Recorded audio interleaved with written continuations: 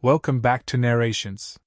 Here, you can listen to familiar movies, emotional holiday stories, and films that blend romance, heartbreak, and hope, especially during the Christmas season. Tonight's movie is Last Christmas, a modern Christmas romance about survival, second chances, grief, and learning how to live again after life nearly ends. This is not a fairy tale Christmas story. It's a messy one. And that's what makes it honest. Our story begins in London, dressed for the holidays. Streets glow with lights. Store windows sparkle. Music floats through the air. But beneath the decorations, life continues with all its complications. At the center of this story is Kate. Kate works at a year-round Christmas shop, the kind that sells ornaments in July and plays carols on repeat. She wears an elf costume every day, complete with jingling shoes and forced cheer. The job feels ironic, because Kate herself feels anything but festive. She is late. She is unreliable. She is drifting. Kate spends her nights drinking too much, making impulsive decisions, and crashing on friends' couches when she runs out of places to stay. Her life feels unanchored, as though she's moving through the world without direction or purpose. Not long ago, Kate nearly died. The details are vague at first, but the weight of it is clear. A serious illness landed her in the hospital. She received a heart transplant. Someone else died so she could live. And Kate doesn't know how to carry that fact. She survives, but she doesn't heal. Her family doesn't know how to help her either. Kate's mother, Adelia, is warm but overwhelming. A Yugoslavian immigrant who clings fiercely to tradition, she expresses love through control, worry, and constant advice. She fears losing Kate again and responds by tightening her grip, emotionally and physically. Kate's sister Marta has chosen a different path. She is responsible, stable, building a life that makes sense. She doesn't understand Kate's self-destructive behavior, and patience is wearing thin.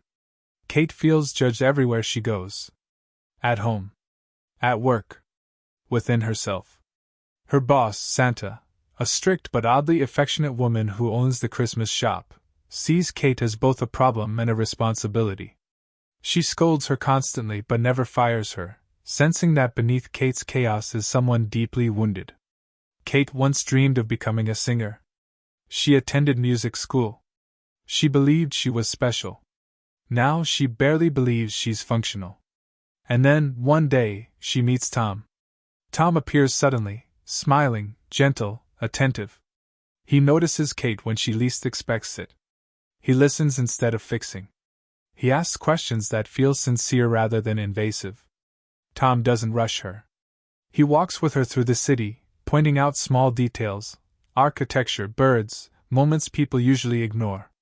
He seems deeply present, as if he's not distracted by anything else in the world. Kate is suspicious at first. Tom seems too kind. Too patient. Too available. He doesn't have a phone. He doesn't push for intimacy. He doesn't judge her. He simply shows up. Their connection grows slowly, awkwardly. Kate talks too much. She jokes to deflect. She avoids seriousness. Tom meets her energy gently, never forcing closeness, never retreating. For the first time since her illness, Kate begins to feel seen without being examined. Tom encourages her to volunteer at a homeless shelter. He nudges her toward kindness, not as obligation, but as something grounding. Kate resists at first. She's barely holding herself together, but she follows him anyway. And something shifts. Helping others distracts her from her own pain. She laughs. She listens. She starts to remember how it feels to care. But the past doesn't loosen its grip easily. Kate's body still feels foreign to her. She treats it carelessly, staying out late, ignoring health warnings, skipping responsibility. Deep down, she doesn't believe she deserves the life she was given. The guilt is heavy. She carries someone else's heart, literally and metaphorically, and she doesn't know how to honor that gift. As Christmas approaches, tensions rise. Kate's relationship with her family strains further. Her mother pressures her to settle down, find stability, return to tradition. Kate pushes back angrily, accusing her mother of suffocating her.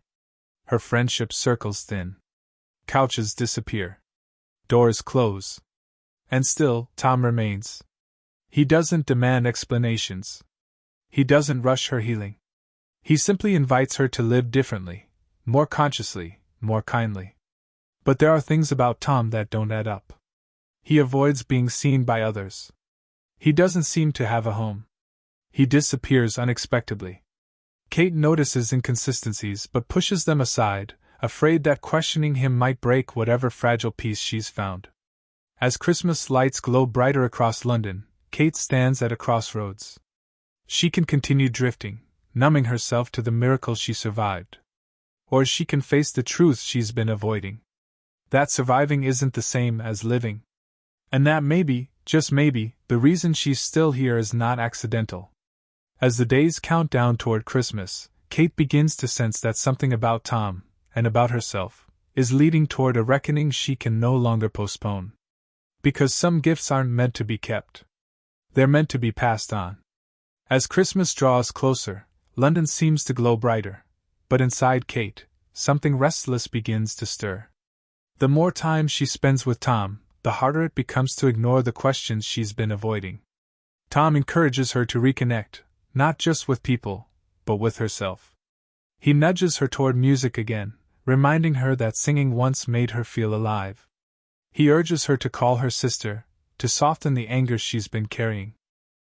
He challenges her gently when she slips back into old habits, not with criticism, but with concern. Kate begins to change. She starts showing up to work on time. She helps around the shop without being asked. She laughs more easily. She listens. Even Santa notices, cautiously at first, then with visible pride. Kate also begins volunteering more regularly. The shelter no longer feels like a distraction, but a place where she belongs. She remembers names. She brings warmth. She begins to understand that caring for others doesn't drain her, it steadies her. And yet, the inconsistencies surrounding Tom grow harder to ignore. He never stays the night. He never lets her visit his place. He never introduces her to anyone else. Kate starts asking questions. Tom answers them kindly, but vaguely. He speaks in metaphors. He avoids specifics. He insists that Kate focus on the present, on what she can give rather than what she fears losing. The closer she grows to him, the more she senses that something is wrong. Their relationship reaches a turning point when Kate finally opens up about her transplant, about waking up with someone else's heart beating inside her chest, about the guilt that comes with surviving when someone else didn't. Tom listens intently. He tells her something that lands deeper than comfort. That the heart she carries isn't a burden. It's a responsibility, not to feel guilty, but to live fully. Soon after, Tom disappears. Days pass with no word. Kate searches for him everywhere they used to walk together, parks, streets, shelters, quiet corners of the city. He's nowhere to be found. Fear turns to panic. Finally, a realization begins to form. Kate traces his steps backward, noticing details she ignored before. She returns to the place where they first met. She retraces conversations. She remembers moments that felt slightly off, his knowledge of things he shouldn't have known, his presence without physical traces. The truth arrives slowly, and then all at once. Tom isn't alive. He never was. Tom is the man whose heart was transplanted into Kate. He died the year before, hit by a bus while cycling. His name was engraved on a memorial plaque near the homeless shelter where Kate volunteered. A place she walked past countless times without looking closely enough. Tom wasn't a ghost in the traditional sense. He was a presence, a guide, a reminder. The heart Kate carries brought with it more than life. It carried purpose. The revelation devastates Kate, but it also frees her. The confusion lifts. The sadness sharpens into clarity. Tom's role in her life was never meant to last forever. It was meant to wake her up. Kate grieves, not just for Tom, but for herself. For the years she wasted hiding from life. For the gift she treated carelessly. For the person she forgot she could be. On Christmas Eve, Kate makes a choice. She returns to the shelter, not because Tom led her there, but because she chooses to be there. She brings music. She sings. Her voice fills the space, tentative at first, then strong. People listen. Some cry. Some smile. Kate feels whole for the first time since her surgery. She reconciles with her family. She listens to her mother's fears instead of fighting them. She acknowledges her sister's frustration instead of dismissing it. Healing begins, slowly, imperfectly, honestly. Kate visits the memorial again, this time with intention. She thanks Tom. Not for saving her, but for showing her how to live. Christmas morning arrives without spectacle. No grand romance. No dramatic reunion. Just peace. Kate walks through London, aware of her surroundings in a way she never was before. She notices people. She notices need. She notices joy. She chooses kindness, actively, deliberately.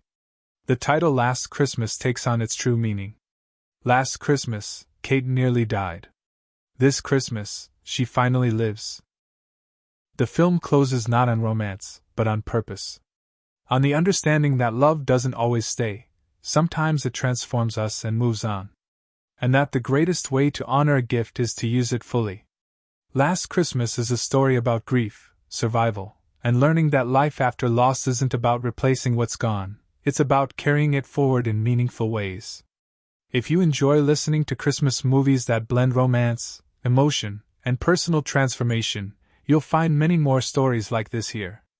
Like the video if this story moved you, share it with someone who loves heartfelt holiday films, and subscribe for more movie narrations throughout the season. Thanks for listening, and Merry Christmas.